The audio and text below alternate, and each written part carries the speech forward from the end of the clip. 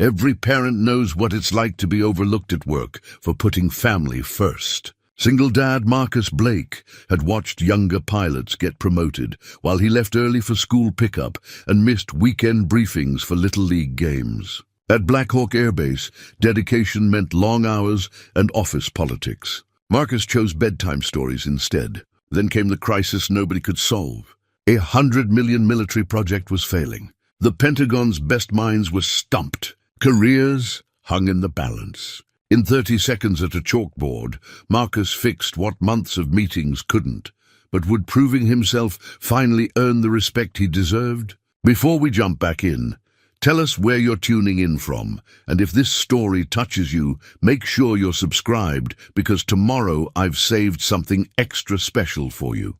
The alarm buzzed at 05:45 hours, same as every weekday for the past 6 years. Marcus Blake rolled out of bed with the practiced efficiency of a man who had learned to maximize every minute. Down the hall, his 9-year-old daughter Chloe still slept soundly, her sandy hair spread across the pillow like a halo. He paused at her doorway, watching the gentle rise and fall of her breathing, feeling that familiar tug between duty and devotion that defined his every day.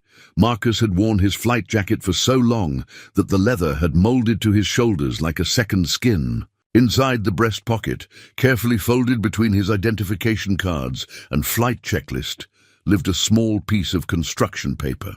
Chloe had drawn it 3 months ago, a stick-figure pilot holding hands with a stick-figure girl, both standing in front of what she assured him was definitely an F-16 fighter jet. Though it looked more like a flying rectangle with wings. The crayon had faded slightly, but he carried it everywhere. The morning routine was sacred. Coffee first, black, no sugar, strong enough to wake the dead. Then breakfast prep while reviewing the day's flight schedule. Chloe emerged at exactly 6:30, her internal clock as reliable as any military timepiece. She wore her favorite purple t-shirt with a cartoon astronaut on the front, paired with jeans that were getting too short, but which she refused to replace. "Morning, kiddo," Marcus said, sliding a plate of scrambled eggs across the kitchen counter. "Soccer practice after school today?" "Uh-huh. Coach Peterson says we might scrimmage against the high school JV team if we do good in practice." Chloe attacked her breakfast with the enthusiasm of someone who viewed eating as fuel for more important activities.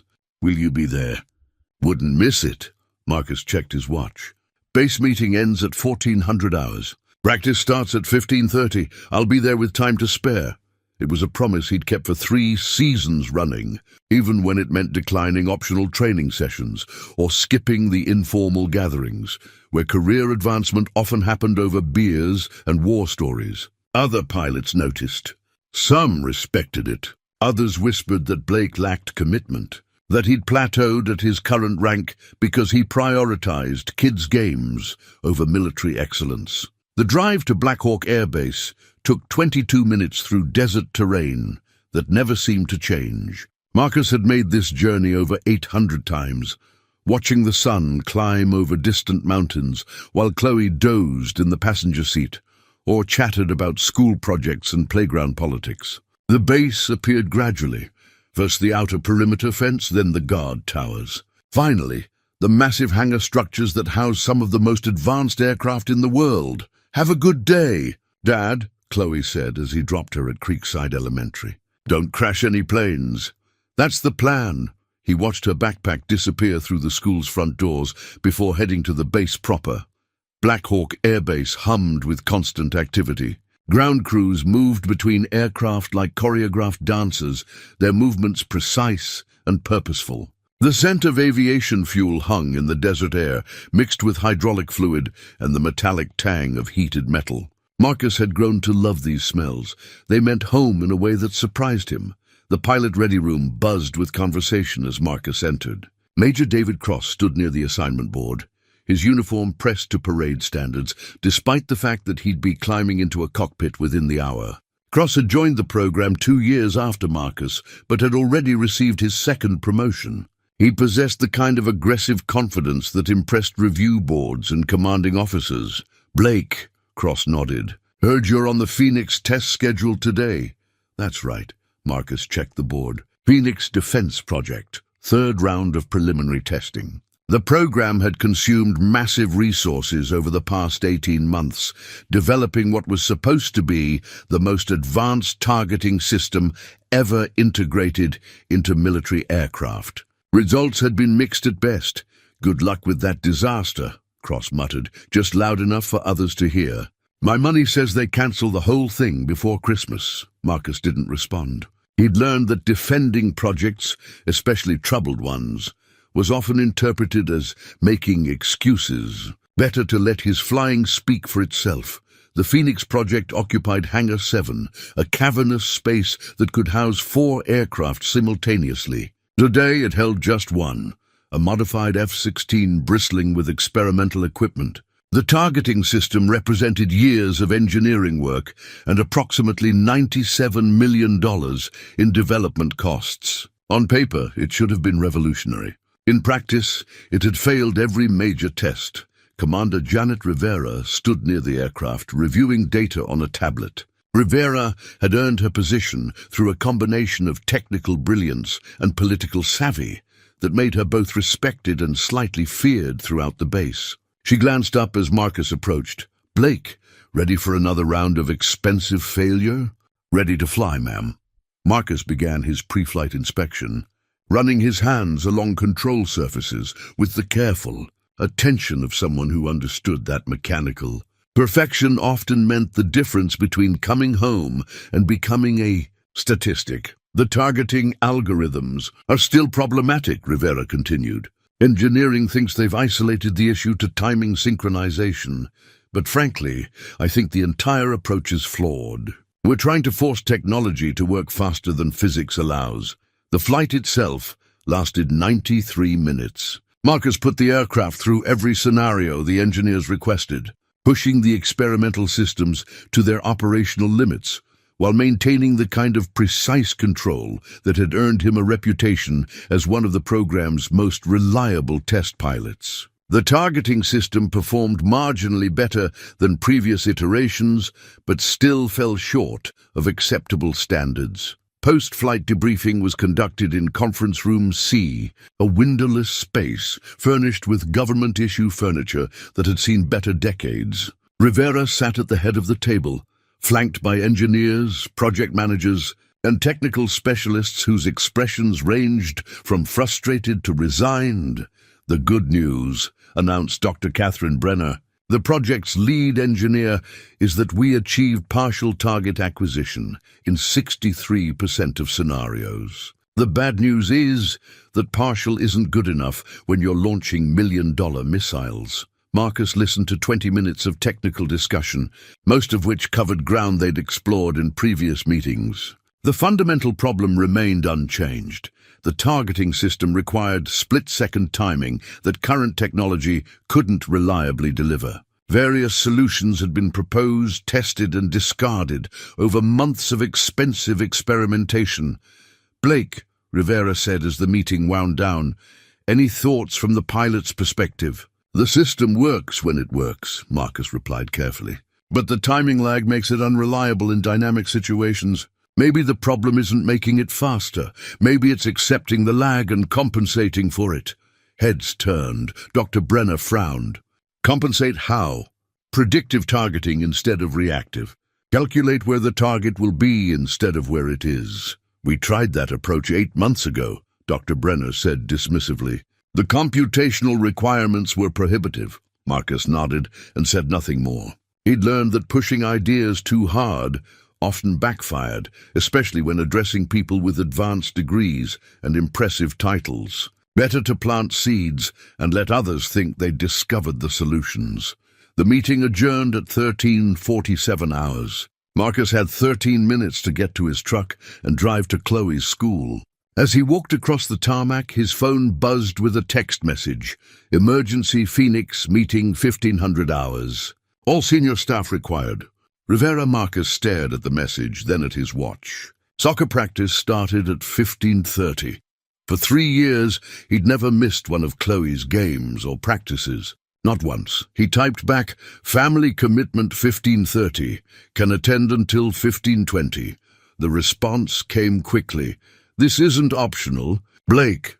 Marcus stood in the desert heat holding his phone, feeling the weight of competing loyalties that defined his entire life. The emergency meeting convened in the base's secure briefing room, a space designed for classified discussions that could determine the fate of billion-dollar programs. Marcus arrived at exactly 1500 hours, knowing he had 20 minutes before he'd have to choose between his daughter and his career. The room was already filled with familiar faces wearing expressions of barely contained panic. Commander. Rivera stood at the front of the room beside a projection screen displaying budget figures that made Marcus's stomach tighten. The Phoenix Defense Project had consumed $97.3 million over 18 months. 0 successful deployments, 0 reliable test results. The Pentagon's patience had finally reached its limit. Ladies and gentlemen, Rivera began, her voice carrying the weight of impending disaster. I've just concluded a conference call with Defense Secretary Phillips and Admiral Morrison. Effective immediately, the Phoenix Defense Project is under review for cancellation. We have 48 hours to demonstrate significant progress or face complete program termination. A murmur of anxiety rippled through the room. Careers lived and died on projects like Phoenix. The engineers, project managers, and support staff sitting around the polished conference table represented hundreds of collective years of experience. All potentially worthless if the program failed. Dr. Brenner leaned forward in her chair. What constitutes significant progress in their estimation? A working prototype, reliable targeting system, successful test deployment? Rivera's tone suggested she considered these requirements nearly impossible. Essentially, they want us to solve in 2 days what we haven't been able to solve in 18 months. Major Cross spoke from the back of the room. Ma'am, with respect, that's not realistic. The fundamental technical challenges haven't changed. We can't overcome physics through deadline pressure. Tell that to the Pentagon. Rivera clicked to the next slide, revealing a timeline that looked more like a countdown to execution. All available personnel are hereby reassigned to Phoenix, troubleshooting. All leave is cancelled. All non-essential activities are suspended until further notice. Marcus checked his watch. 15:07 hours. In 23 minutes, Chloe would be standing on the soccer field, scanning the sidelines for her father's familiar face. He'd promised her he'd be there. In 3 years, he'd never broken that promise. The technical discussion that followed covered familiar ground with desperate intensity. The targeting system's fundamental flaw remained unchanged. Timing lag between target acquisition and weapon deployment. In aerial combat scenarios, milliseconds meant the difference between success and catastrophic failure. Current technology couldn't bridge that gap reliably. We've explored every conventional approach, Dr. Brenner said, gesturing toward a whiteboard covered with equations and diagrams. Faster processors, improved algorithms, enhanced sensor arrays. Nothing has solved the core timing problem. Marcus watched the clock tick toward 15:20. His phone buzzed with a text from Chloe. Practice starting soon. See you there. Blake. Rivera's voice cut through his mental calculation of drive time to the soccer field. You've logged more Phoenix test hours than anyone. What's your assessment? Marcus stood slowly, aware that every eye in the room was focused on him. These people saw him as the quiet pilot who disappeared early for kid activities, the man who'd chosen family over advancement, the officer who lacked the killer instinct necessary for real success. They were about to discover how wrong they were. Mom, permission to approach the whiteboard. Rivera nodded, though her expression suggested skepticism about what the devoted father could contribute to a problem that had stumped the military's best technical minds. Marcus walked to the front of the room and picked up a marker. The whiteboard was covered with complex calculations, system diagrams, and algorithmic flowcharts that represented months of brilliant work leading to consistent failure. He stared at the equations for a moment, thinking about Chloe's approach to math homework, how she found simple solutions to problems that seemed impossibly complex to adults. The fundamental assumption is wrong, Marcus said quietly. Excuse me? Dr. Brenner's voice carried an edge of irritation. "We're trying to eliminate the timing lag. That's impossible with current technology." Marcus began drawing on a clear section of the whiteboard, not complex equations, but simple diagrams that anyone could understand. "But what if we don't eliminate the lag? What if we use it?" Confused murmurs filled the room. Major Cross shifted in his seat, clearly skeptical that the base's most family-focused pilot was about to solve a problem that had defeated teams of specialists. Marcus drew a simple representation of an aircraft and a target. In aerial combat, targets don't move randomly. They follow predictable flight patterns based on physics, pilot training, and tactical doctrine. Every evasive maneuver has limitations. He added trajectory lines to his diagram. "Instead of trying to target where the enemy is, we target where he'll be." Not reactive targeting, predictive targeting. "We explored predictive algorithms," Dr. Brenner interrupted. "The computational requirements were prohibitive." "Because you were trying to predict everything," Marcus replied, continuing to draw. "What if we only predict the most likely scenarios? What if we accept 80% accuracy instead of demanding perfection?" The room fell silent, except for the whisper of marker on whiteboard. Marcus's diagram was growing more detailed, showing how predictive targeting could compensate for system lag by anticipating target movement rather than reacting to it. Run targeting calculations for the 3 most probable flight paths simultaneously. Marcus continued. When the pilot selects a target, the system has already calculated the most likely intercept points. Instead of computing in real time, we pre-compute and select. Commander Rivera leaned forward. That's brilliant. Instead of trying to make the system faster, we make it smarter." Marcus checked his watch. 15:21 hours. Soccer practice had started. Chloe was on the field looking for him. "Dr. Brenner," Rivera said, her voice suddenly energized, "how quickly could we prototype this approach? If the basic architecture is sound, which it appears to be, we could have a testable system within 36 hours. "Blake." Rivera stood, her expression transforming from desperate to hopeful. "This could work. This could actually work." Marcus set down the marker and faced the room full of people who had underestimated him for years. "Yes, ma'am. I believe it will. I'm reassigning you as Phoenix Project Lead, effective immediately.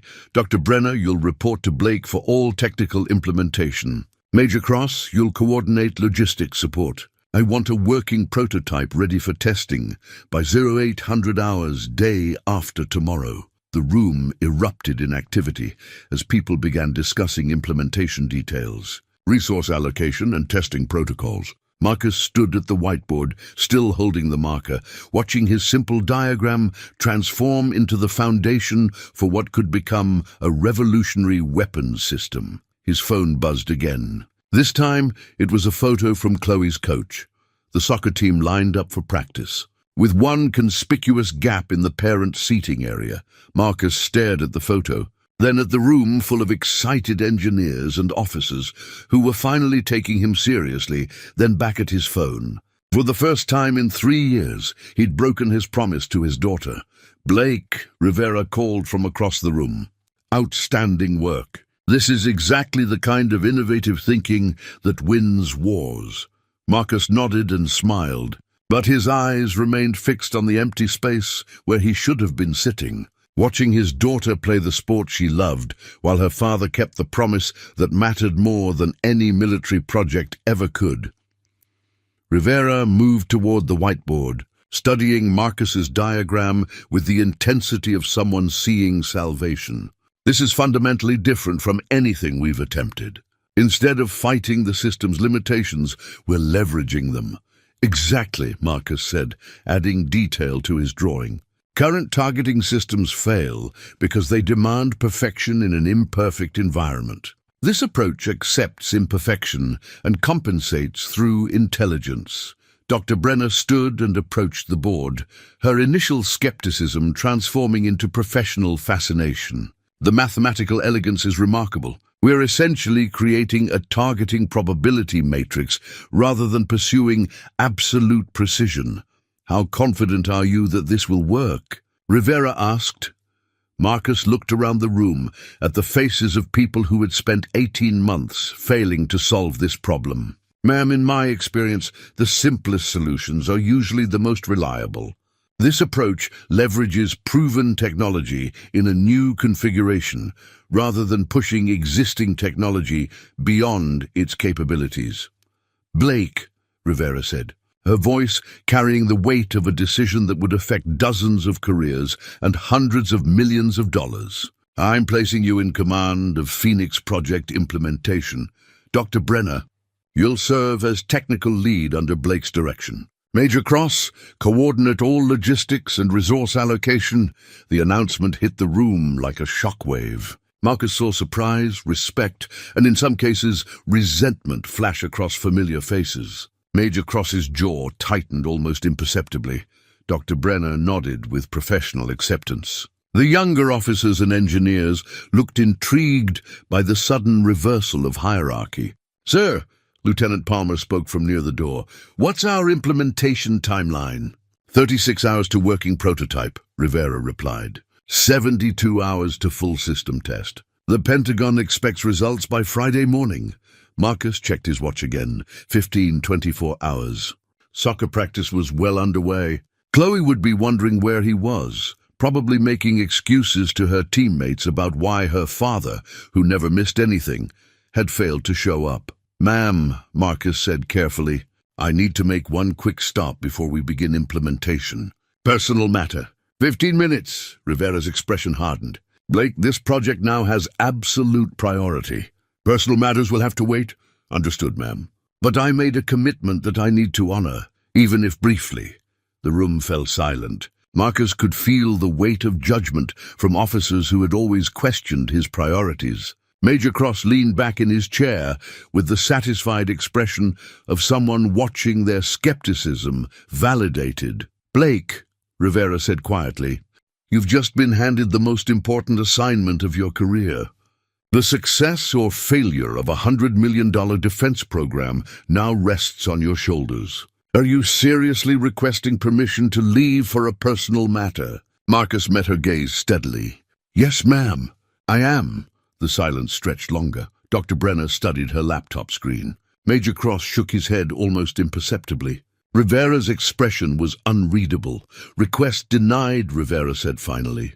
All personnel remain on base until further notice. No exceptions.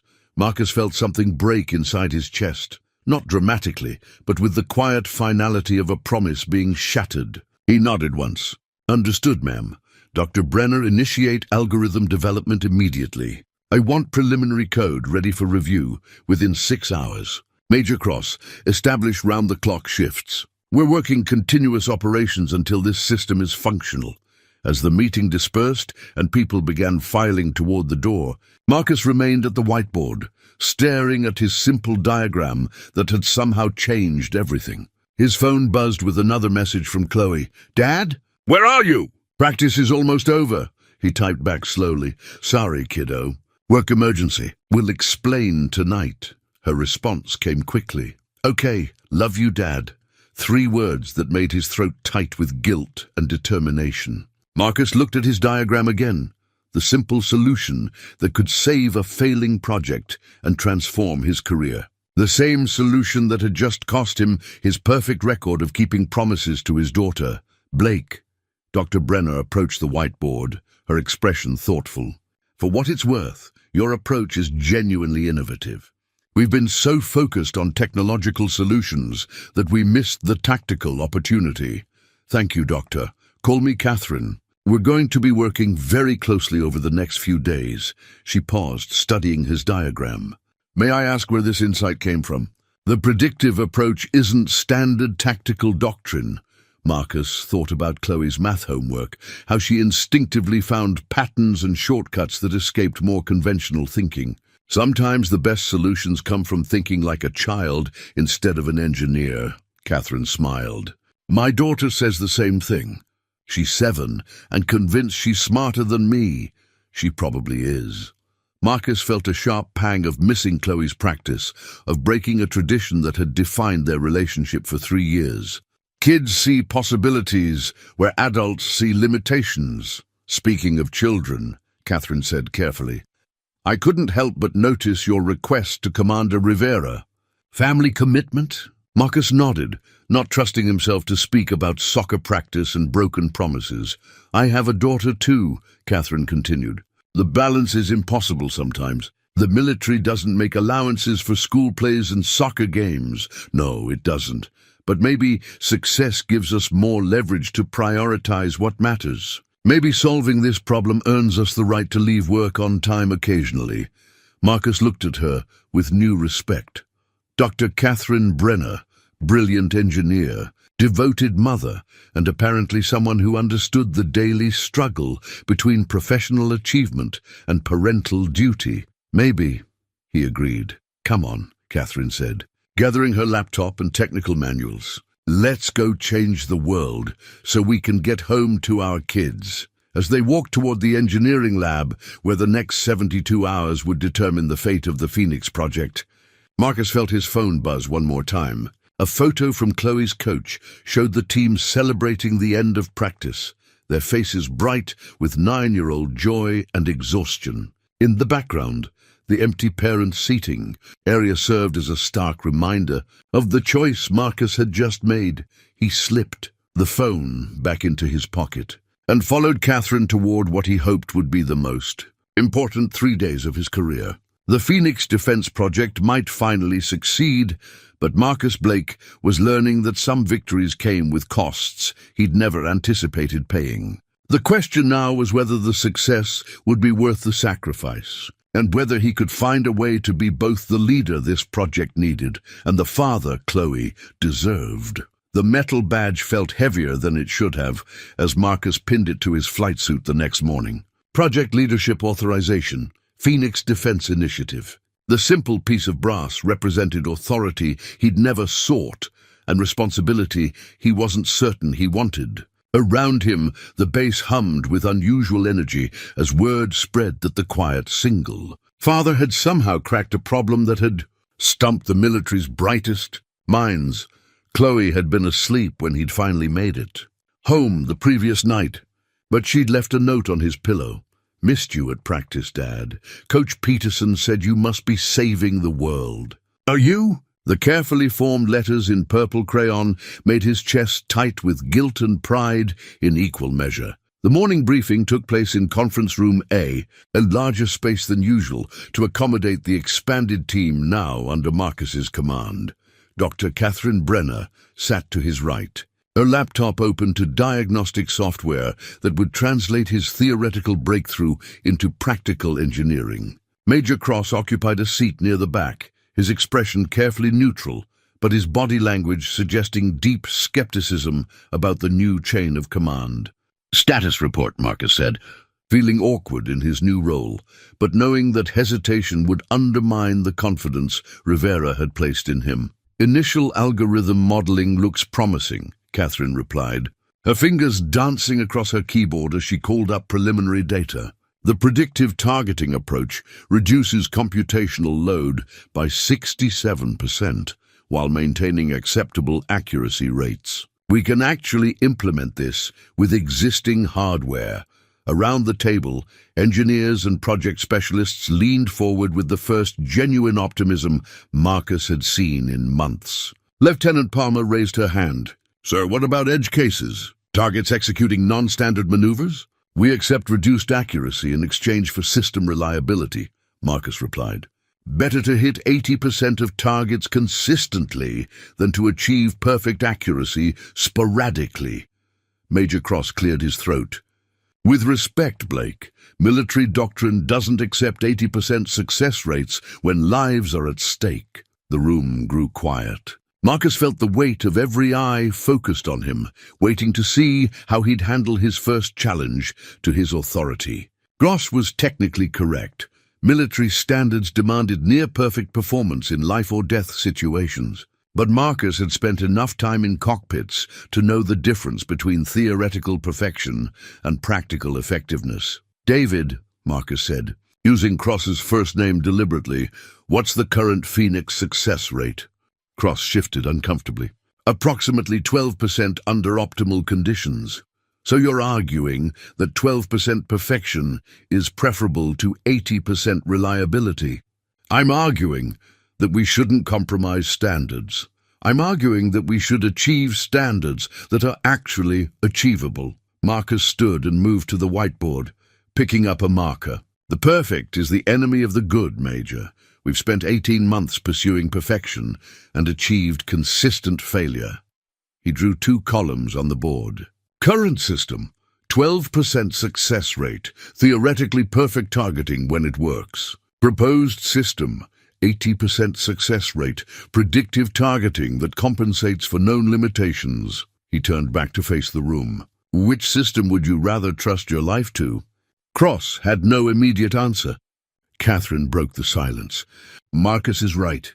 We've been so focused on theoretical perfection that we've ignored practical effectiveness. An 80% solution that works consistently is infinitely better than a perfect solution that fails most of the time. Dr. Brenner, Marcus said, grateful for her support. What's our timeline for prototype development? With round-the-clock shifts, we can have testable code within 24 hours. Hardware integration will take another 12 hours. We should be ready for preliminary testing by tomorrow evening. Marcus nodded. Lieutenant Palmer, coordinate with ground crews for test aircraft preparation. Major Cross, I need logistics support for extended operations. We're working continuous shifts until this system is functional. As the meeting dispersed, Cross approached Marcus's position at the front of the room. His expression was carefully controlled, but his voice carried an edge of frustration. Blake, I hope you understand what you've taken on. Project leadership isn't just about having good ideas. It's about managing people, resources, and expectations under extreme pressure. I understand the responsibility, David. Do you? Because yesterday you were a test pilot who left early for soccer games. Today, you're commanding a $100 million defense project. That's not a transition most people can handle. Marcus met Cross's gaze steadily. Are you questioning Commander Rivera's judgment? I'm questioning whether you're prepared for what comes next. Success means increased scrutiny, expanded responsibility, and demands that won't accommodate family schedules. Are you ready for that? The question hit closer to home than Marcus wanted to admit. The previous night, explaining to Chloe why he'd missed her practice, had been one of the most difficult conversations of his life. She'd been understanding, too understanding for a 9-year-old, but he'd seen disappointment in her eyes that no amount of explanation could erase. I'll handle whatever comes next. Marcus replied, I hope so, because if this project fails under your leadership, it won't just be your career that suffers. Every person in this room has invested years of their life in Phoenix. Don't let good intentions overcome practical limitations. Cross left without waiting for a response, leaving Marcus alone with his doubts and the weight of command he'd never sought. Through the conference room windows, he could see aircraft moving across the tarmac in precise formations, each one representing millions of dollars in advanced technology and years of engineering expertise. Soon, those aircraft might carry targeting systems based on his 30-second insight drawn on a chalkboard. His phone buzzed with a text from Chloe. Good luck saving the world today, Dad. I'm proud of you. Marcus smiled despite his anxiety. Whatever challenges lay ahead, whatever sacrifices might be required, he had to remember why he was doing this. Not for career advancement or professional recognition, but to build something meaningful that might someday make the world safer for children like Chloe. Catherine appeared in the doorway. Ready to change the world? As ready as I'll ever be. Good, because I've been thinking about your predictive algorithm all night, and I have some ideas that might make it even better. They walked together toward the engineering lab where banks of computers hummed with the constant processing power required to transform theoretical concepts into practical technology. The Phoenix project occupied the entire north wing of the building, with workstations arranged around a central display that would show real-time system performance during testing phases. Catherine, Marcus said as they settled into their workstations, can I ask you something personal? Of course. How do you balance being a mother with leading a technical team? How do you manage the competing demands? Catherine paused her typing and looked at him with understanding that came from shared experience. Honestly, some days I don't balance them well at all. Some days I miss bedtime stories because the algorithms won't behave. Some days I leave work early and worry that my team thinks I'm not committed enough. How do you decide which takes priority when they conflict? I've learned that perfect balance is impossible, but good enough balance is achievable. I try to be fully present wherever I am, completely focused on work when I'm here, completely focused on family when I'm home. The transition times are hard, but the clarity helps.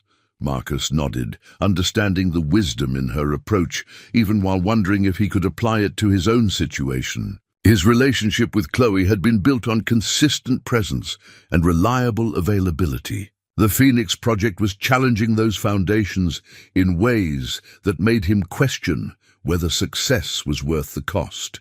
"Marcus," Catherine said gently, "your daughter's note this morning about saving the world. That's not just childish imagination. What we're doing here could genuinely save lives in future conflicts. Sometimes the best gift we can give our children is working on problems that matter, even if it means missing soccer practice, some soccer practices, but not all of them." As they began the detailed work of transforming Marcus's conceptual breakthrough into practical software, he felt the familiar satisfaction of technical problem-solving, combined with the new anxiety of leadership responsibility. Around the lab, other engineers were arriving early and staying late. Energized by the first real progress the Phoenix Project had achieved in months, by midday, preliminary results were exceeding every expectation they'd established. The predictive targeting algorithms were processing complex scenarios with speed and accuracy that made previous approaches look primitive. Marcus found himself caught between professional excitement and personal guilt as the success of his breakthrough demanded increasing amounts of time and attention as they walked toward the engineering lab where the real work would begin. Marcus felt a familiar mixture of excitement and apprehension. He was about to discover whether his simple insight could transform into revolutionary technology, and whether he could balance the demands of leadership with the promises he'd made to his daughter.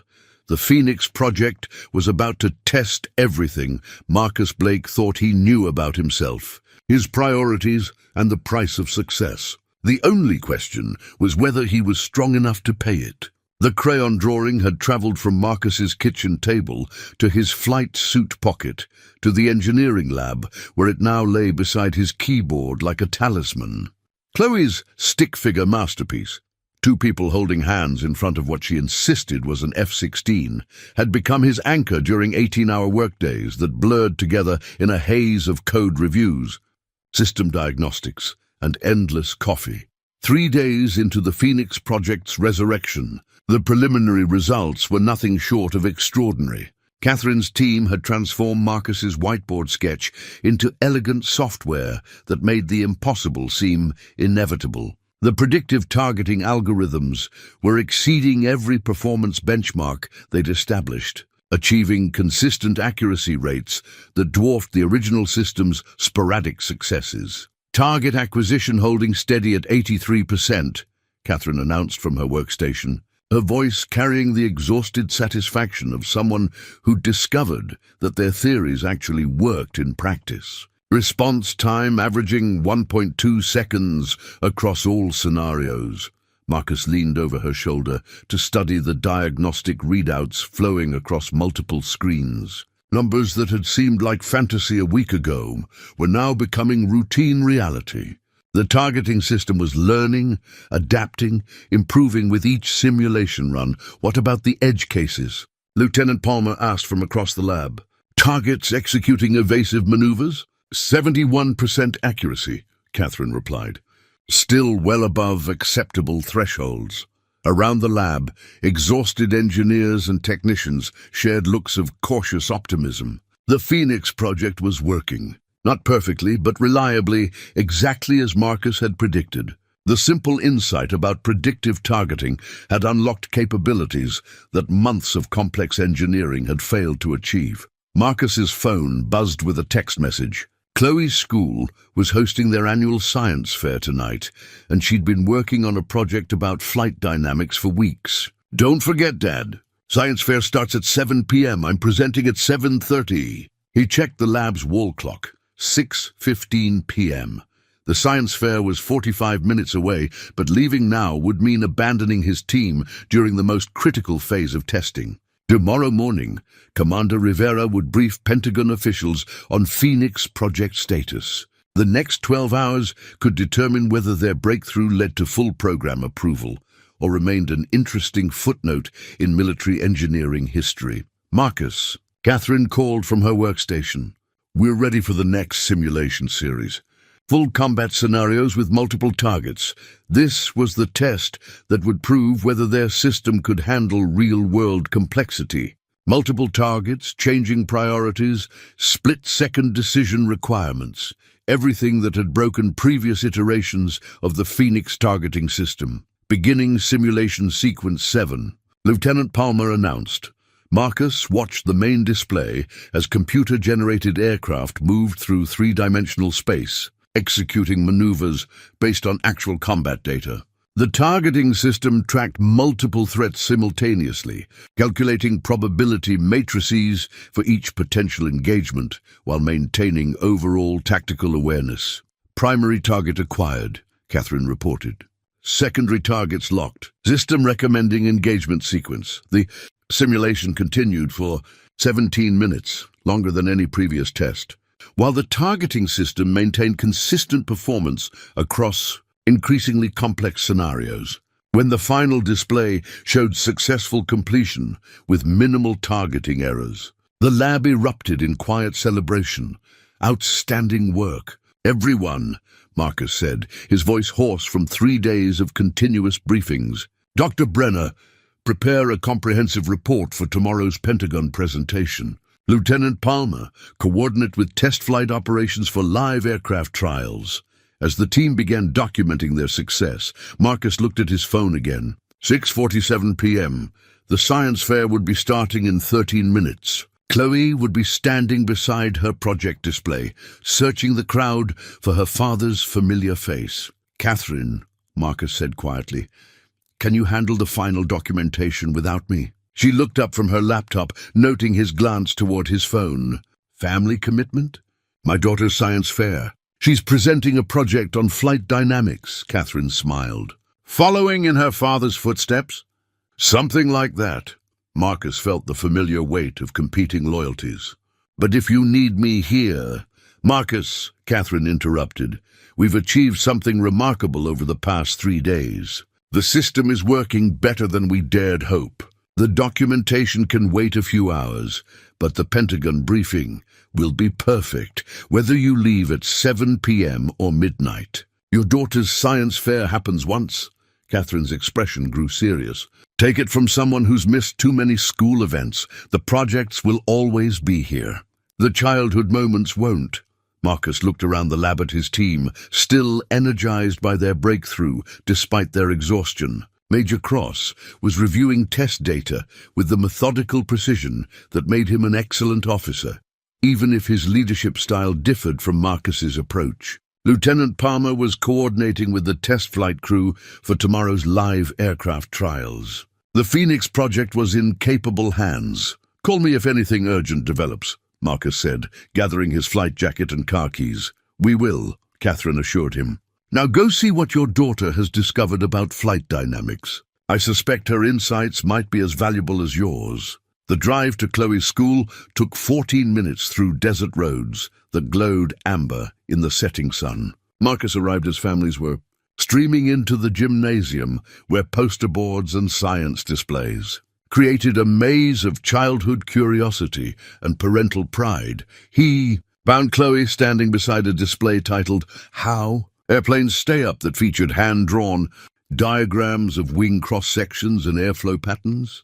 Her explanation of lift and thrust was surprisingly sophisticated for a 9-year-old, incorporating concepts she'd clearly absorbed from years of listening to her father discuss aviation. "Dad!" Chloe's face lit up when she spotted him approaching. "You made it!" Wouldn't miss it, kiddo. Marcus studied her project with genuine admiration. This is impressive work. Where did you learn about Bernoulli's principle? From you, silly. You explain airplane stuff all the time. Chloe pointed to her diagrams. I used the same kind of thinking you use for your work projects. Marcus felt a surge of pride mixed with something deeper, the realization that his daughter had been listening more carefully than he'd realized, absorbing not just facts, but approaches to problem-solving that echoed his own methods. Tell me about your hypothesis, Marcus said, crouching beside her display. For the next 30 minutes, Chloe walked him through her research with the enthusiasm of someone who'd discovered that the world was full of fascinating questions waiting to be answered. Her project wasn't just about airplanes, it was about curiosity, persistence, and the joy of understanding how things worked. As other families moved through the science fair displays, Marcus realized that this was exactly where he needed to be, not because his daughter required his presence to succeed, but because these moments, watching her explain her discoveries with bright-eyed enthusiasm, were the experiences that gave everything else meaning. The Phoenix Project would continue tomorrow. The Pentagon briefing would determine the program's future. But tonight, Marcus Blake was exactly where he belonged, listening to his daughter explain how airplanes stay up and remembering why some things mattered more than others. The challenge coin arrived on Marcus's desk without ceremony, placed there by Commander Rivera's aide while he was reviewing flight test protocols. The bronze disc bore the Phoenix Project emblem on one side and Rivera's personal command insignia on the other, a symbol of recognition that carried more weight than any formal commendation. In military culture, challenge coins represented earned respect, the kind that couldn't be assigned or mandated through rank structure. Marcus turned the coin over in his palm, feeling its substantial weight, while Catherine briefed the morning team on overnight test results. The Phoenix targeting system had exceeded every performance benchmark during live aircraft trials, achieving accuracy rates that made previous iterations look primitive by comparison. Word of their success had reached the Pentagon's highest levels, generating interest that both thrilled and unsettled him. Target acquisition times are now averaging 0.8 seconds, Catherine reported, her voice carrying the satisfaction of someone whose theories had been vindicated by practical results. The predictive algorithms are adapting faster than we anticipated, learning from each engagement scenario. Lieutenant Palmer raised her hand. What about system integration with existing aircraft? Are we looking at complete retrofits, or can we adapt current platforms? Minimal modification required, Catherine replied. The beauty of Marcus's approach is that it leverages existing hardware more efficiently rather than demanding new technology. Major Cross leaned back in his chair, his expression thoughtful rather than skeptical for the first time since the project began. Blake, I have to admit, your solution is more elegant than I expected. Simple, practical, effective.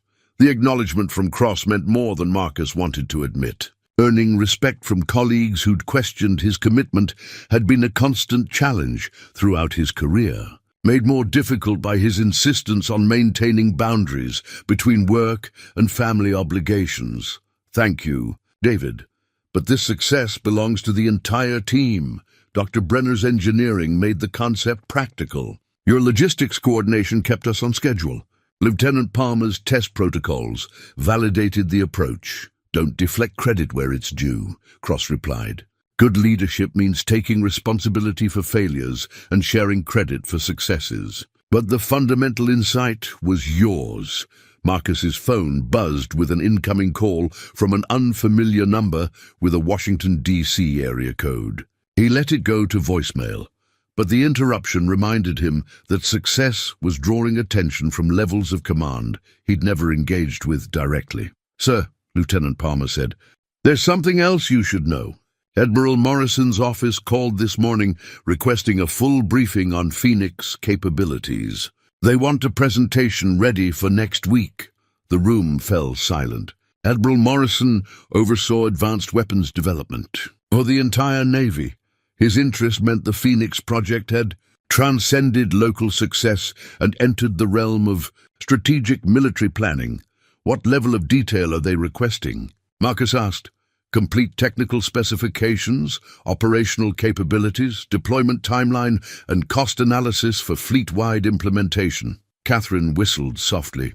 Fleet-wide implementation. They're talking about equipping every frontline aircraft with Phoenix targeting systems.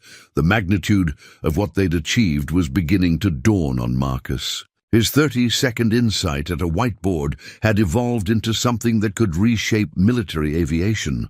But with recognition came pressure, expectations, and demands that would test every assumption he'd made about balancing professional success with personal priorities. Dr. Brenner, Marcus said, begin preparing comprehensive documentation. Include performance data, technical specifications, and implementation recommendations.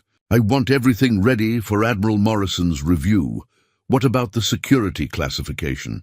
This level of detail will require top-secret clearance for all personnel involved. Marcus hadn't considered the security implications. Top-secret clearance meant background investigations, lifestyle scrutiny, and restrictions on personal freedom that could affect not just him, but Chloe as well. Handle the clearance requirements through proper channels, he replied. We'll adapt to whatever security protocols are necessary. As the meeting dispersed, Marcus remained at the conference table, studying the challenge coin while contemplating how quickly his life was changing. 3 weeks ago, he'd been a test pilot known primarily for leaving work early. Now he was developing weapon systems that could influence global military strategy. His phone buzzed again, another Washington number. This time he answered, Major Blake, this is Captain Andrews from Admiral Morrison's staff.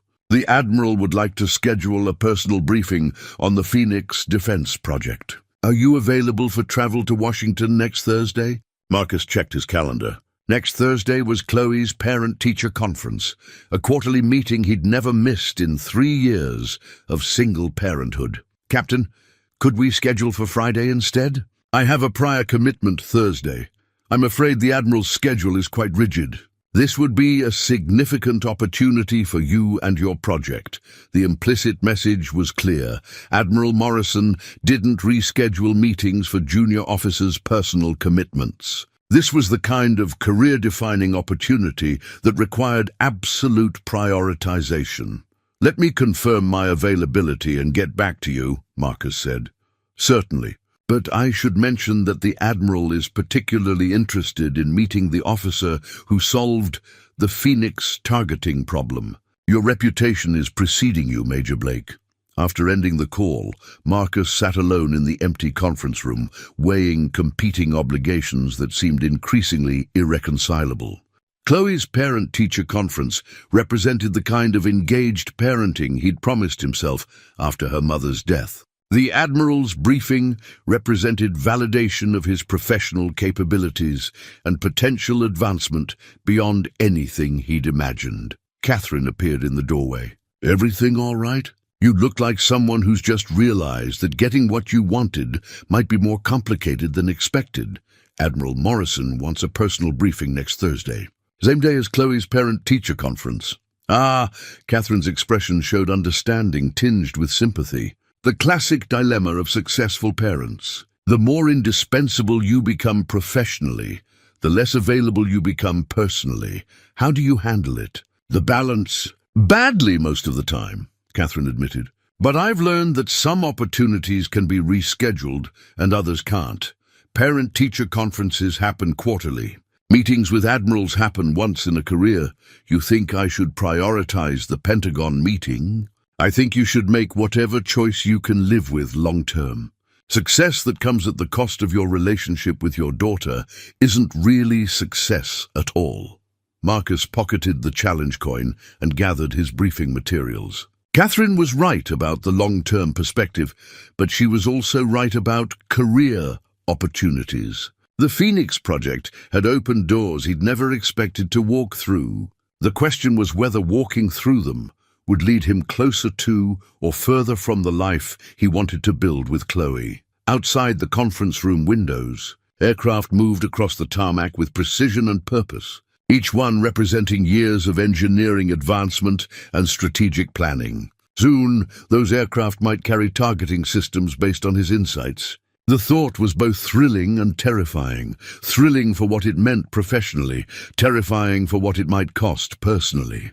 The original Phoenix blueprint lay spread across Marcus's desk like an archaeological artifact, its edges yellowed and corners dog-eared from months of handling by frustrated engineers. Catherine had discovered it buried in project archives while preparing documentation for Admiral Morrison's briefing. And what she'd found made both of them question everything they thought they knew about the targeting system's failures. "Look at section 4.2, Catherine said, pointing to a dense paragraph of technical specifications that had been buried in hundreds of pages of engineering documentation. The original design includes a timing compensation algorithm that was never implemented." Marcus leaned closer, studying texts that seemed familiar, yet strangely foreign. "This looks like predictive targeting methodology."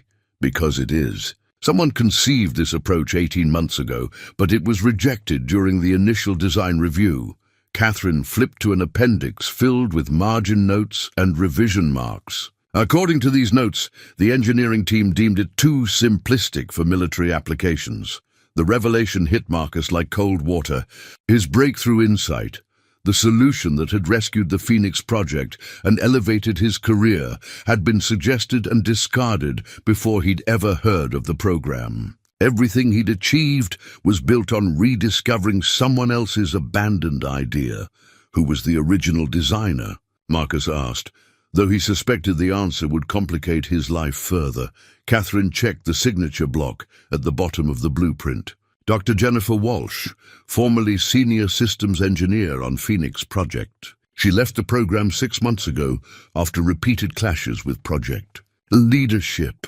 Marcus recognized the name vaguely. A brilliant engineer who'd reportedly resigned due to creative differences with the original project director. Her departure had been attributed to personality conflicts and unwillingness to work within established parameters. Where is Dr. Walsh now? Private sector.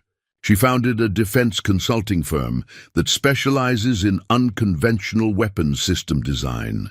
Catherine's expression showed the same uncomfortable realization that was settling in Marcus's mind. "Marcus, this changes everything. Your solution wasn't innovative, it was archaeological." The distinction mattered more than either of them wanted to admit. Military leadership valued innovation, breakthrough thinking, and problem-solving capabilities that pushed beyond conventional approaches. Rediscovering discarded solutions, while practical, lacked the intellectual authority that had made Marcus's reputation. His phone rang before he could fully process the implications. Commander Rivera's voice carried unusual urgency. "Blake, my office immediately. We have a situation." The walk to Rivera's office felt longer than usual, weighed down by questions about professional integrity and the foundations of his recent success. Marcus found Rivera standing behind her desk, reviewing what appeared to be a personnel file with deep concentration. "Sir," Rivera said without looking up, "we've received an inquiry from Admiral Morrison's staff regarding your background and qualifications for the Phoenix Project leadership role." Marcus felt something cold settle in his stomach. "What kind of inquiry?"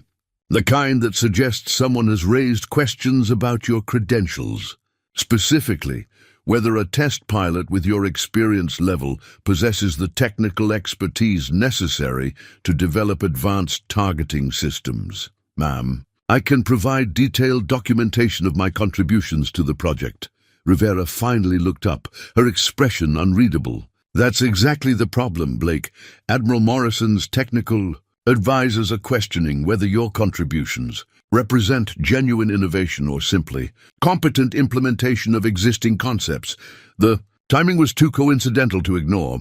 Someone had informed the Pentagon about Dr. Walsh's original blueprint, casting doubt on Marcus's role in the Phoenix Project's resurrection. The question was, who had access to both the archive documentation and Admiral Morrison's staff? "Commander, I take full responsibility for any perception that I've misrepresented my contributions to this project. Blake, I'm not questioning your integrity, but I am questioning whether we've adequately documented the development process. When Admiral Morrison's staff reviews the Phoenix project, they need to understand exactly how we achieved our breakthrough. Marcus understood the subtext. If the Pentagon discovered that the Phoenix solution was based on discarded work by a former team member, questions would arise about project management, leadership decisions, and resource allocation. Rivera's career was now tied to Marcus's success, making his problems her problems. Ma'am, I recommend we bring Dr. Walsh in as a consulting advisor. Give her proper credit for the original concept while documenting how we developed it into a practical system. That's not possible. Dr. Walsh has been blacklisted from military contracts due to her previous conflicts with project leadership. Bringing her back would raise questions about why we didn't utilize her expertise from the beginning. The conversation was interrupted by Marcus's personal phone buzzing with a text from Chloe's school. Parent-teacher conference reminder Thursday, 3:30 p.m. Mrs. Harrison looks forward to discussing Chloe's academic progress and recent behavioral changes. Behavioral changes. Marcus read the message twice, feeling guilt settle like lead in his chest. Over the past 3 weeks, his increased workload had meant later nights, earlier mornings, and decreased attention to the subtle signs that indicated how Chloe was processing her father's transformation from reliable presence to absent professional. "Sir," Marcus said, "I need to address a family matter. My daughter's school has indicated some concerns that require immediate attention." Rivera's expression hardened. "Blake, we're in the middle of a career-defining crisis. Your personal matters will have to wait. With respect, ma'am, my daughter's well-being can't wait for convenient timing. Your daughter's well-being depends on your career stability. If Admiral Morrison loses confidence in the Phoenix project, everyone associated with it will face career consequences. That includes reduced income, potential reassignment, and diminished advancement opportunities." The argument was logically sound but emotionally hollow. Rivera was right about the professional stakes, but Marcus had learned that career success meant nothing if it came at the cost of Chloe's emotional security. "Commander, I understand the stakes, but I also understand my priorities. My daughter needs her father to be present and engaged, not just professionally successful." "Blake, you're making a mistake. Personal sacrifices are temporary. Career opportunities like this are once in a lifetime." Marcus stood, gathering his materials while contemplating a decision that would define not just his military career, but his identity as both officer and father. The Phoenix project had given him everything he'd never known he wanted: respect, recognition, and the chance to contribute to something larger than himself. But it was also taking away everything he knew he needed: time with Chloe, presence in her daily life, and the simple satisfaction of being a reliable father. "Ma'am, I'll resolve the documentation issues with Dr. Walsh's original work. But I'm also going to be at my daughter's parent-teacher conference Thursday afternoon." Rivera's expression showed disappointment, mixed with something that might have been understanding. "Blake, I hope you're prepared for the consequences of that choice."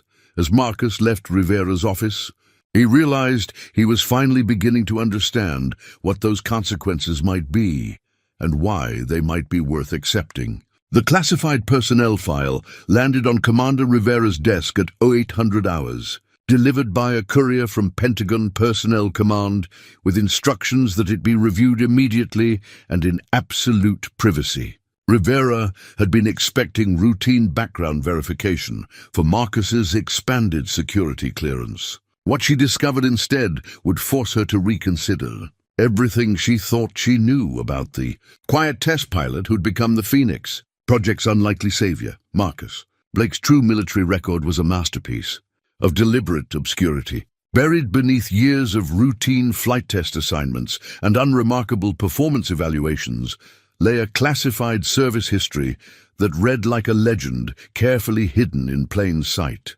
Between 2018 and 2021, Then Captain Blake had served as the military's premier experimental test pilot, flying aircraft that officially didn't exist and testing weapon systems that would remain classified for decades. The file contained commendations from the highest levels of command, including a personal letter from the Secretary of Defense praising Blake's extraordinary contributions to national security. Through the development and testing of next-generation aviation technologies, his test flight records showed successful missions with prototype aircraft that had claimed the lives of other pilots. Missions so dangerous that they required presidential authorization.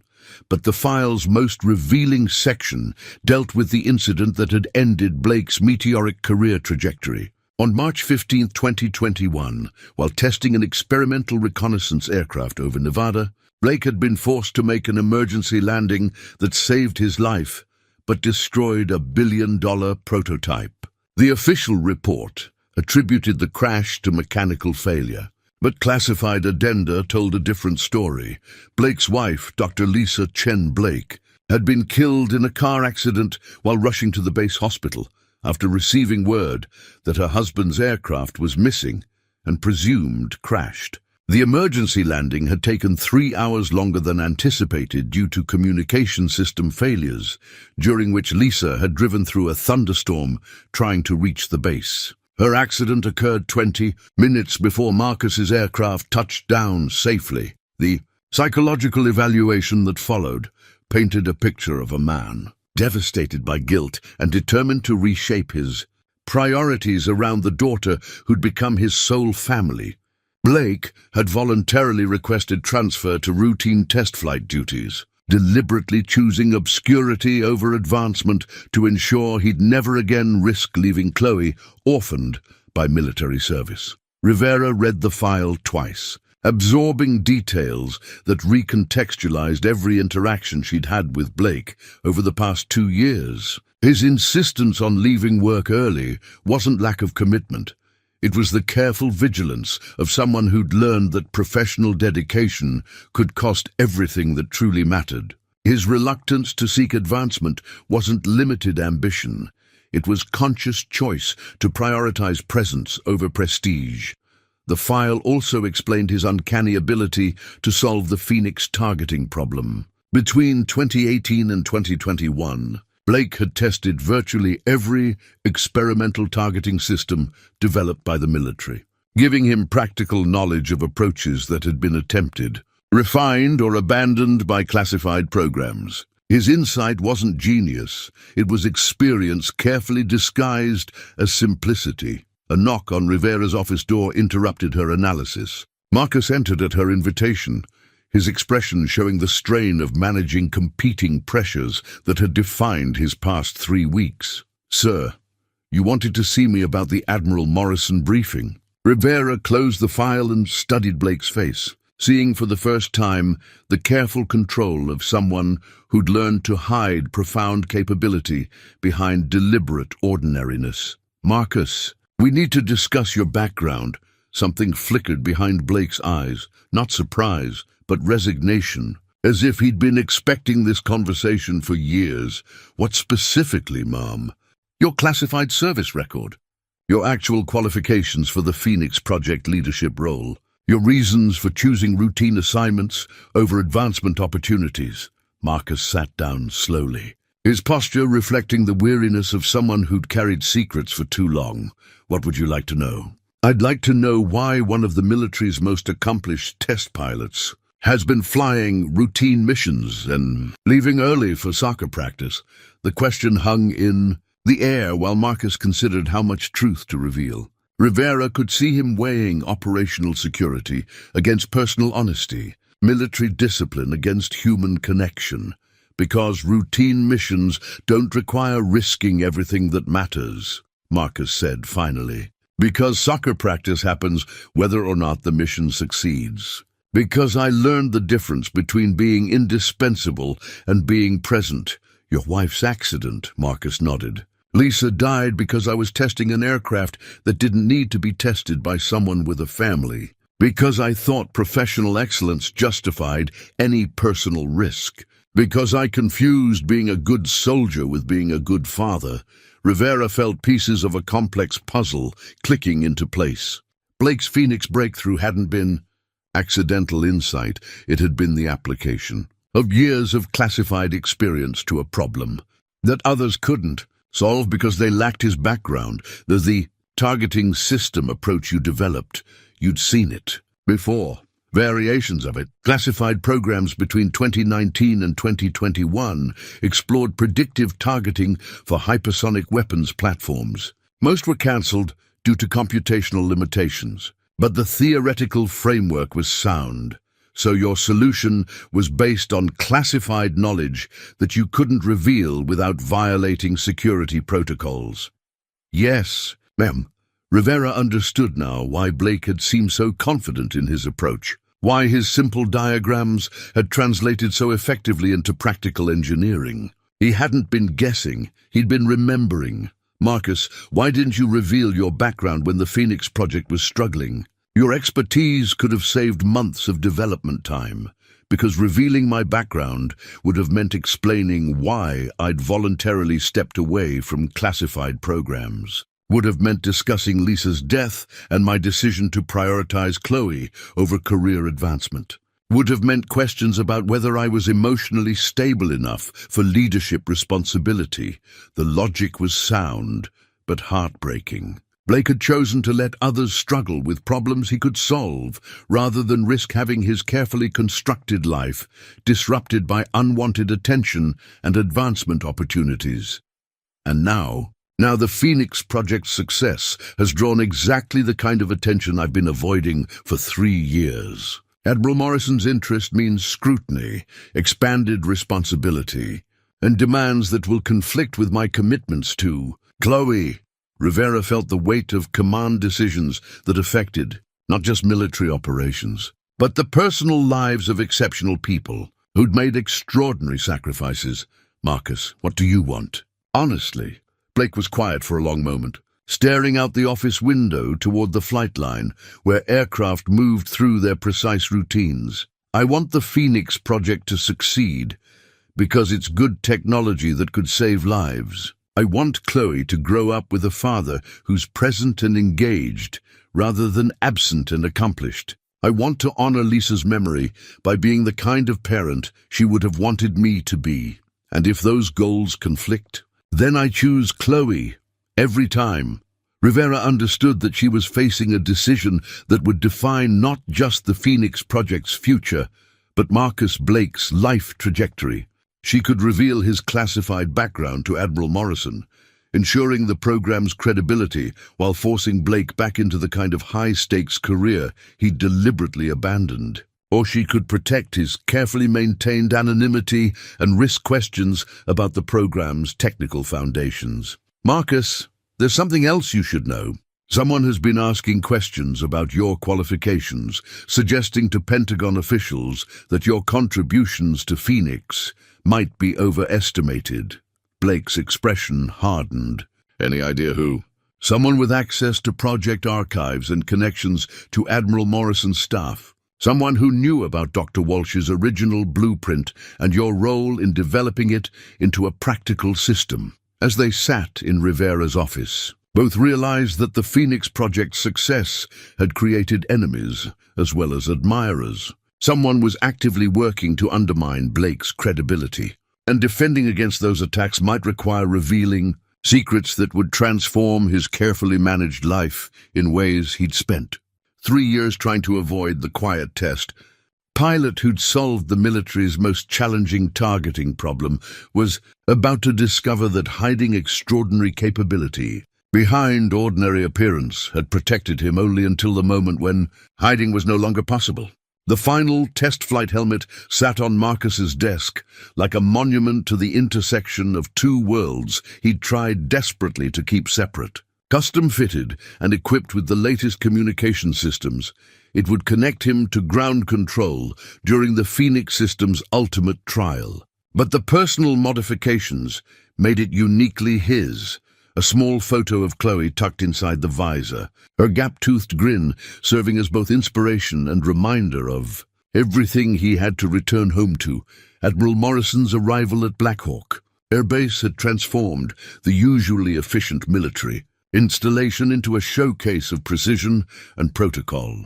Every surface gleamed, every uniform was pressed to perfection, and every procedure was executed with the kind of meticulous attention that accompanied visits from Pentagon leadership. The Phoenix project team had spent 72 hours preparing for this moment, the definitive test that would determine whether their breakthrough would become standard military equipment or remain an expensive experiment.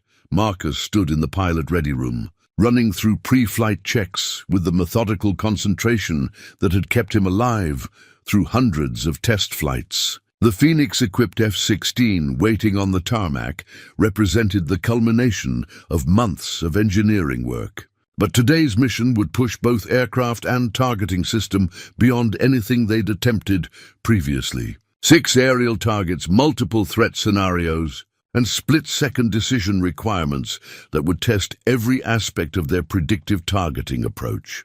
Final systems check complete. Catherine announced from her position at the primary monitoring station.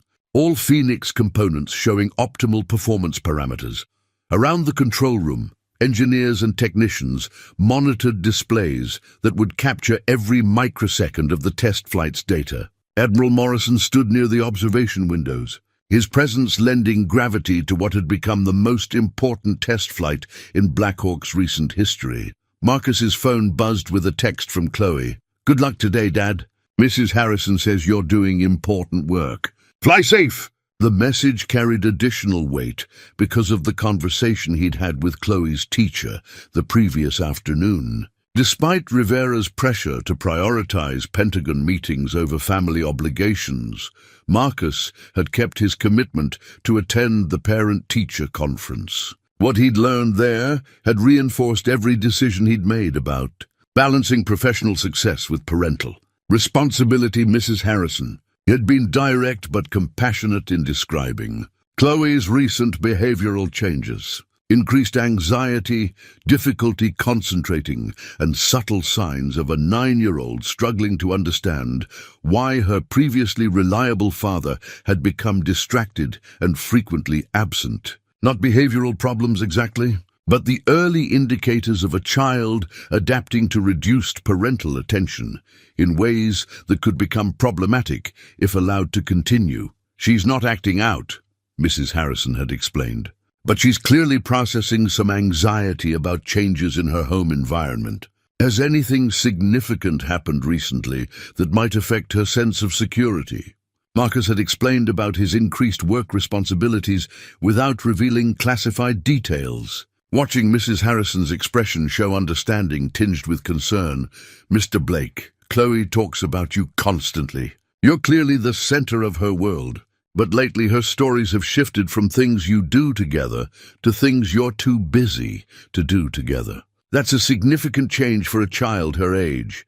The conversation had crystallized Marcus's understanding of the costs associated with his professional success. Chloe was proud of her father's important work, but she was also unconsciously mourning the loss of his consistent presence. The question was whether today's test flight would lead to even greater demands on his time or finally establish the Phoenix system's success sufficiently to allow him to return to more manageable responsibilities. "Blake," Major Cross approached the pilot station, his expression showing respect earned through weeks of successful collaboration. "Outstanding job preparing for today's test. The system integration is flawless. Thank you, David. Dr. Brenner's engineering made it possible. No, your leadership made it possible. I owe you an apology for doubting your capabilities when this project began." The acknowledgement meant more than Marcus had expected. Cross represented the military establishment that had initially questioned his commitment and qualifications. Earning his respect had required proving that dedication to family didn't compromise professional excellence. "David, can I ask you something?" "Of course. How do you balance military career demands with personal relationships?" "You've been successful at both." Cross considered the question with unusual thoughtfulness. "Honestly, I haven't balanced them well. My ex-wife would tell you that I chose career advancement over family stability more often than I should have. Success in the military often requires sacrifices that seem reasonable until you realize what you've actually given up. The conversation was interrupted by Commander Rivera's voice over the intercom. Final briefing in Conference Room A. All primary personnel report immediately. The briefing room was packed beyond capacity, with Admiral Morrison occupying the head of the table, while Pentagon technical advisors flanked him on both sides. The atmosphere carried the weight of a moment that would determine not just the Phoenix Project's future, but the career trajectories of everyone involved. Ladies and gentlemen, Admiral Morrison began, his voice carrying the authority of someone accustomed to making decisions that affected national security. Today's test will determine whether the Phoenix targeting system represents a genuine advancement in military aviation capability. Major Blake, walk me through the test protocol. Marcus stood and moved to the front of the room, feeling the weight of scrutiny from some of the military's most senior leadership. The past 3 weeks had prepared him for this moment, but the stakes felt higher than any test flight he'd ever undertaken. Sir, we'll be conducting 6 engagement scenarios of increasing complexity. The Phoenix system will track multiple aerial targets simultaneously, while calculating optimal engagement sequences based on predicted flight paths, rather than current positions.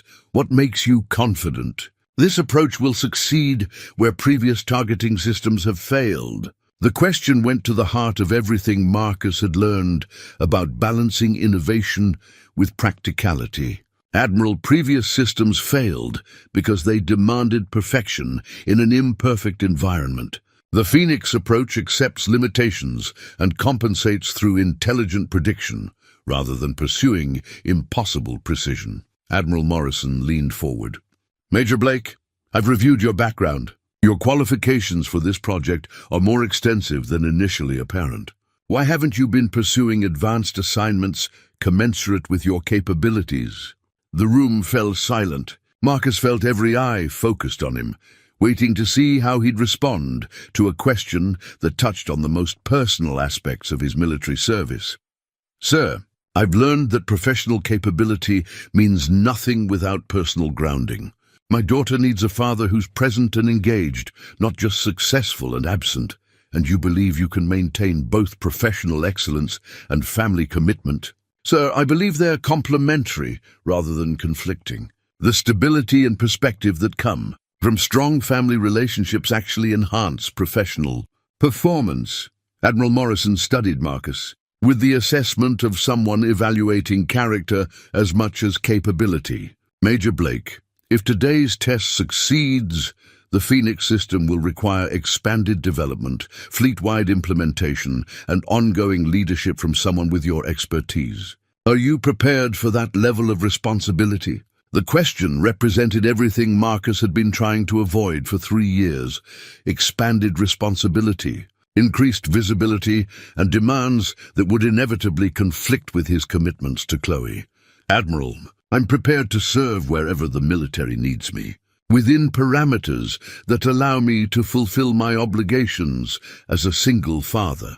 And if those parameters conflict with military requirements... Marcus looked around the room at faces showing various combinations of curiosity, concern, and judgment. Catherine offered an encouraging nod. Cross watched with respectful attention. Rivera's expression showed understanding of the difficult position he was navigating.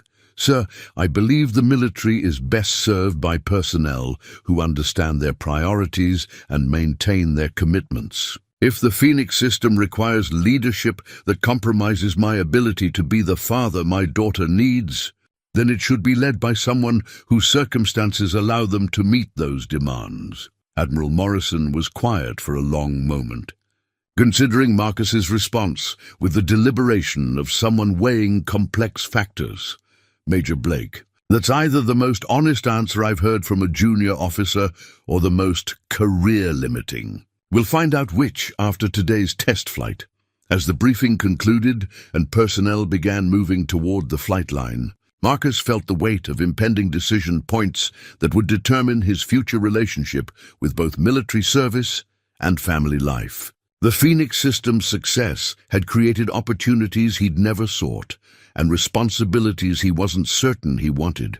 But as he walked toward the aircraft that would either validate or end his involvement with the Phoenix project, Marcus carried Chloe's photo in his helmet and her encouragement in his heart. Whatever happened in the next few hours, he would face it as both the skilled pilot he'd always been and the devoted father he'd chosen to become. The Phoenix flight data recorder hummed quietly in its reinforced housing behind Marcus's seat, capturing every system parameter and pilot input that would either validate months of engineering work or document the failure of the military's most ambitious targeting system. As he taxied toward the active runway, Marcus felt the familiar weight of responsibility that came with test flights, but today carried additional pressure from Admiral Morrison's observation team and the knowledge that his daughter was watching from the base's visitor gallery.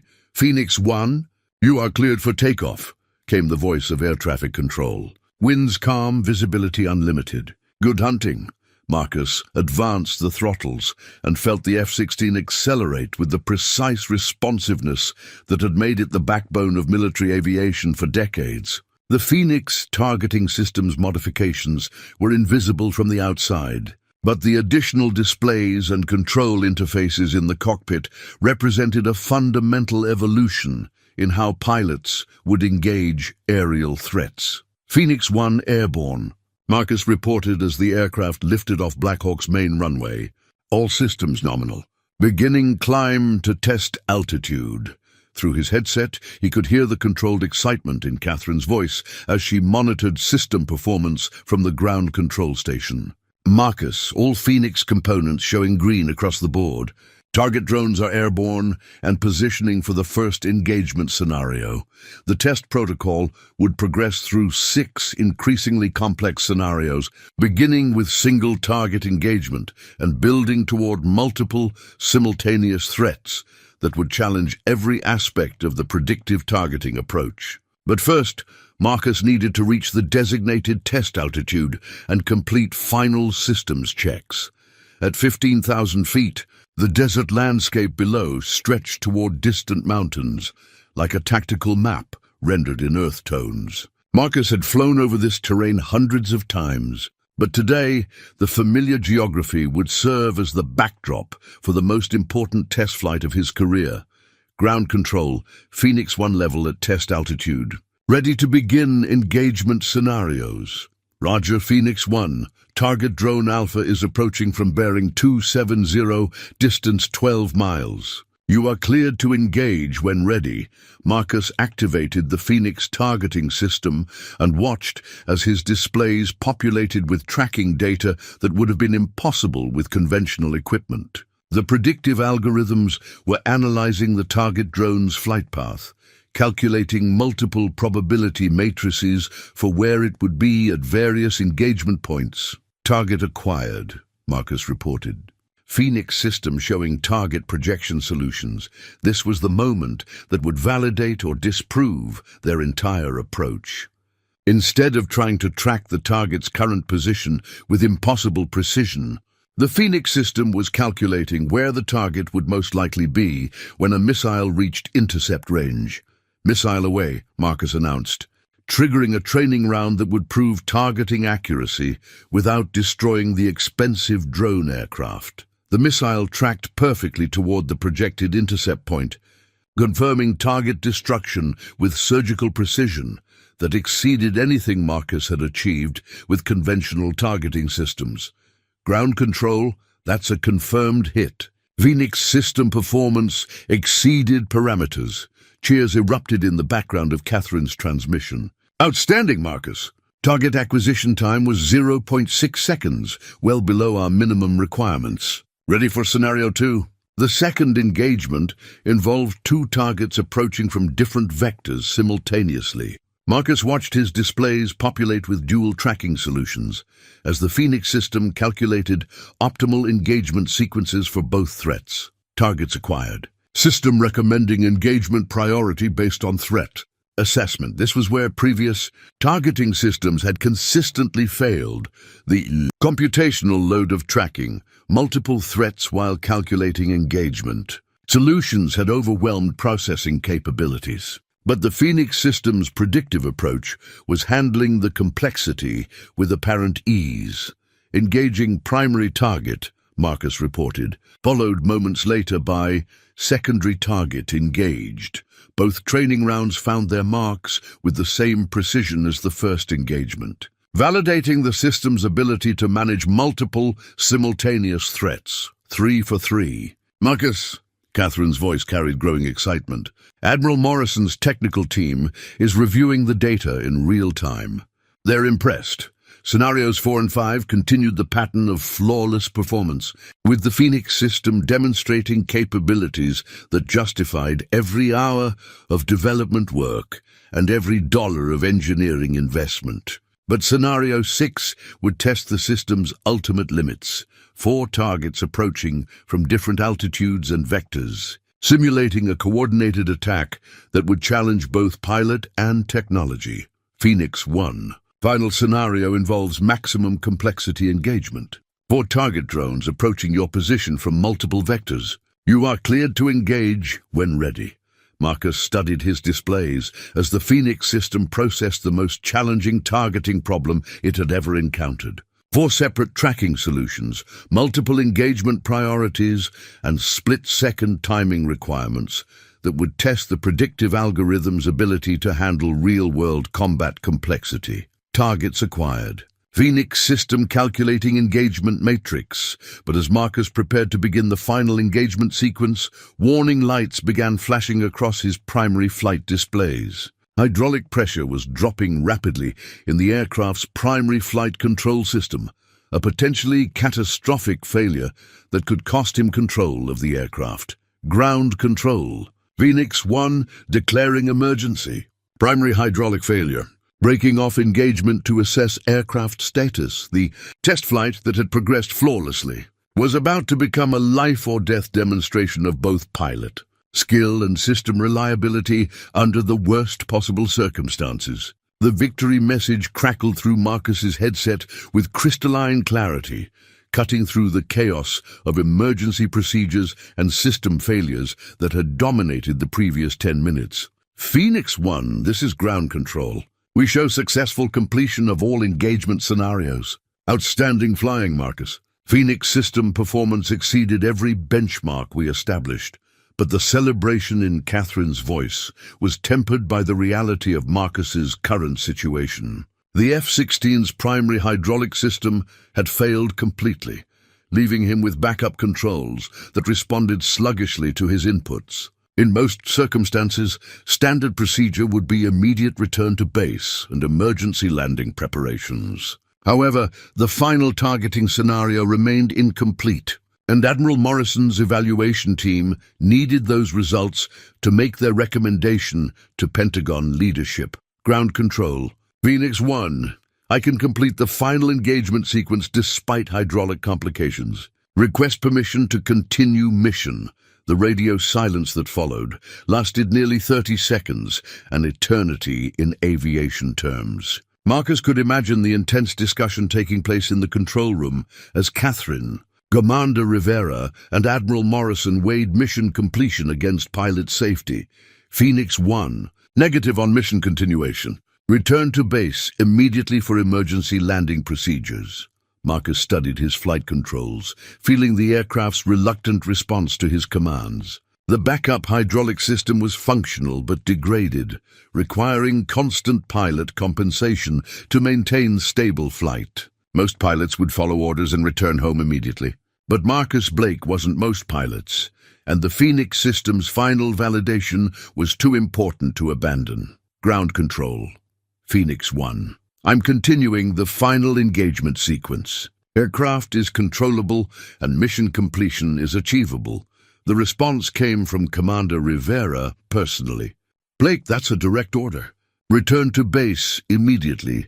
Marcus looked at the photo of Chloe tucked inside his helmet visor, her 9-year-old smile reminding him of everything he had to live for and return home to. But he also understood that the Phoenix system's complete validation could save the lives of countless military personnel in future conflicts. This wasn't about personal heroics, it was about professional responsibility and the obligation to see important work through to completion. Ground control, understand your concerns. But this mission is too important to leave incomplete. Beginning final engagement sequence now.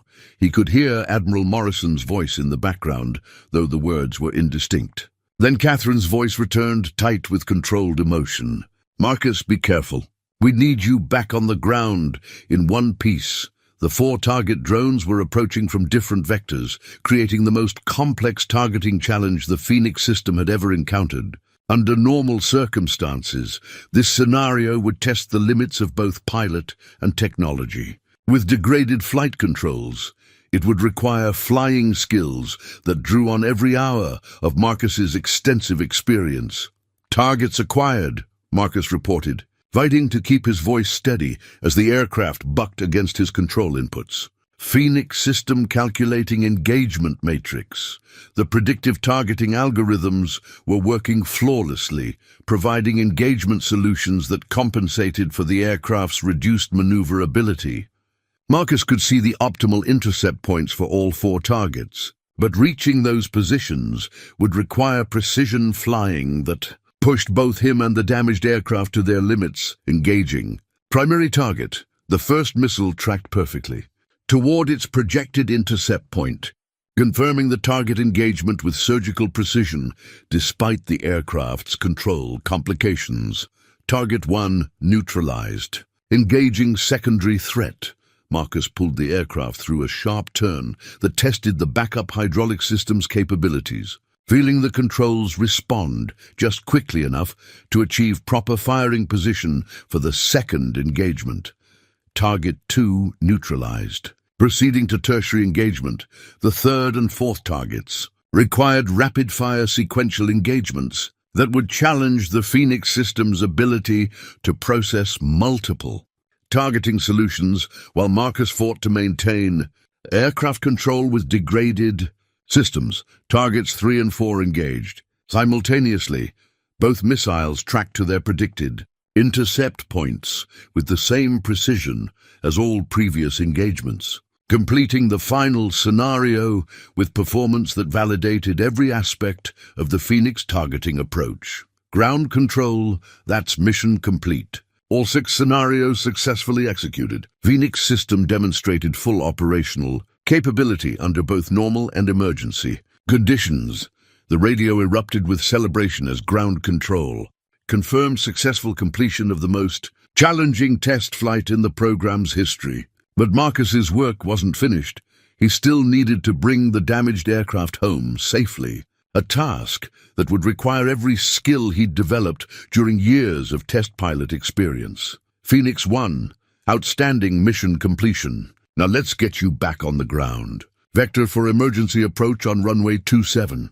Marcus began his descent toward Black Hawk Air Base, fighting the damaged aircraft's tendency to roll unpredictably while maintaining the precise control necessary for emergency landing procedures. Through his canopy, he could see the base approaching in the distance, with emergency vehicles positioned along the runway in case of landing complications. Ground control, Phoenix 1 on final approach. Aircraft handling within acceptable parameters for emergency landing.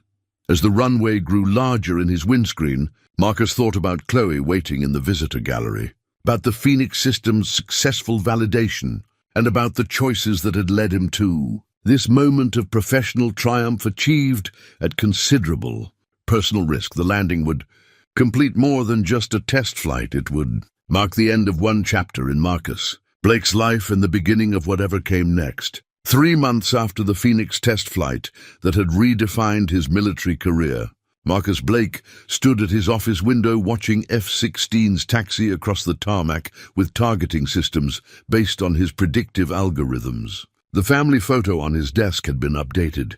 Instead of Chloe's crayon drawing, it now showed both of them at the base's Family Day celebration. her arms wrapped around his neck while she wore a miniature flight helmet that made her look like a tiny pilot. The Phoenix program. Directorate occupied a new building constructed specifically to house the expanded development team that had grown from Catherine's small engineering group into a comprehensive research and development operation. Marcus's corner office reflected his new position as program director, but he'd insisted on modifications that previous military leaders might have considered unconventional. A bulletin board displaying Chloe's artwork, a shelf lined with her favorite books for the evenings when work ran late, and a comfortable chair positioned to catch afternoon sunlight where she could do homework while he finished administrative duties. "Dad!" Chloe called from that chair, where she was working on a mathematics assignment that would have challenged students twice her age. "Can you help me with this problem about trajectory calculations?"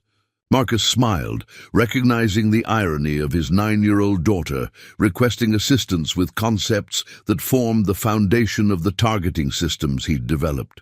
Over the past 3 months, their relationship had evolved into something deeper than the careful balance he'd maintained for years. She was becoming genuinely interested in his work while he'd learned to integrate her presence into his professional responsibilities. "What kind of trajectory?" Marcus asked, moving to look over her shoulder at homework that appeared surprisingly sophisticated. "Mrs. Harrison says we're studying advanced problem-solving. She gave me extra credit problems about predicting where moving objects will be instead of where they are now." The familiar concepts made Marcus laugh. Chloe's teacher had clearly been inspired by the news coverage of the Phoenix Project's success to incorporate predictive mathematics into her curriculum. His daughter was learning the same principles that had revolutionized military targeting systems, though applied to considerably less dramatic scenarios. "Show me what you're thinking," Marcus said, settling into the chair beside her. For the next 20 minutes, they worked through problems that required calculating future positions based on current movement patterns, exactly the approach that had made the Phoenix system so effective. Watching Chloe grasp these concepts intuitively reinforced Marcus's understanding that the most powerful solutions often emerged from the simplest insights. Knock on his office door interrupted their mathematics session. Catherine entered, carrying a tablet displaying test results from the latest Phoenix system upgrades, her expression showing the satisfaction of someone whose engineering theories had been validated by practical success. "Marcus, the fleet-wide installation reports are exceeding all projections. Pilot feedback has been overwhelmingly positive, and targeting accuracy improvements are averaging 87% across all platforms. Any technical issues requiring attention, minor software refinements, but nothing that affects operational capability. The system is performing exactly as designed." Catherine noticed Chloe's homework and smiled. "Learning about trajectory calculations. Dad's helping me understand how to predict where things will be instead of just seeing where they are," Chloe replied with the enthusiasm of someone discovering that mathematics could be genuinely interesting. "That's the same principle your father used to create the Phoenix targeting system," Catherine explained. "He figured out how to make computers think like smart children instead of trying to be perfect machines." Marcus felt the familiar warmth of professional accomplishment balanced by personal satisfaction. The Phoenix Project had succeeded beyond anyone's expectations, earning him recognition throughout the military aviation community. But more importantly, it had established a sustainable approach to balancing career excellence with family commitment. The transformation in his daily routine had been gradual but profound. Instead of leaving work early for Chloe's activities, he now structured his responsibilities around her schedule from the beginning. Soccer practices were blocked time on his calendar. Parent-teacher conferences took precedence over Pentagon meetings. Evening homework assistance was as important as morning briefings. Admiral Morrison had initially questioned this approach during their first quarterly review meeting. "Major Blake, your performance standards remain exceptional, but your availability for extended operations appears limited by personal constraints." "Sir," I believe my effectiveness comes from maintaining those constraints rather than despite them. The perspective and stability that come from strong family relationships actually enhance my professional judgment. The Admiral had studied Marcus with the expression of someone evaluating an unconventional but potentially valuable approach to military leadership. Major Blake, if your results continue at current levels, you'll be promoting to Lieutenant Colonel within the year. Are you prepared for expanded responsibilities? Yes, sir, within parameters that preserve my ability to be the father my daughter needs. And if those parameters conflict with military requirements, then we'll find creative solutions that serve both purposes, or I'll recommend someone whose circumstances allow them to meet requirements I cannot. 3 months later, the promotion had come with assignment to a position that recognized both his technical expertise and his insistence on maintaining family priorities. The military had discovered that exceptional performance from someone with clear boundaries was preferable to adequate performance from someone with unlimited availability. "Dad," Chloe said, closing her mathematics workbook, "are you really helping make airplanes safer for other pilots?" "That's the goal, kiddo. The Phoenix system helps pilots make better decisions faster, which means they can complete their missions and come home to their families. Like how you always come home to me?" Marcus felt the weight of promises kept and priorities honored. Exactly like that. As evening approached and the base grew quiet around them, Marcus gathered his materials while Chloe packed her homework. Their drive home would include her excited description of the day's discoveries, his explanation of engineering challenges she'd find interesting, and the comfortable routine of two people who'd learned that success meant different things to different people. The Phoenix Defense Project had exceeded every technical benchmark and operational requirement. But for Marcus Blake, its greatest achievement was proving that professional excellence and personal commitment weren't competing priorities. They were complementary strengths that made each other possible.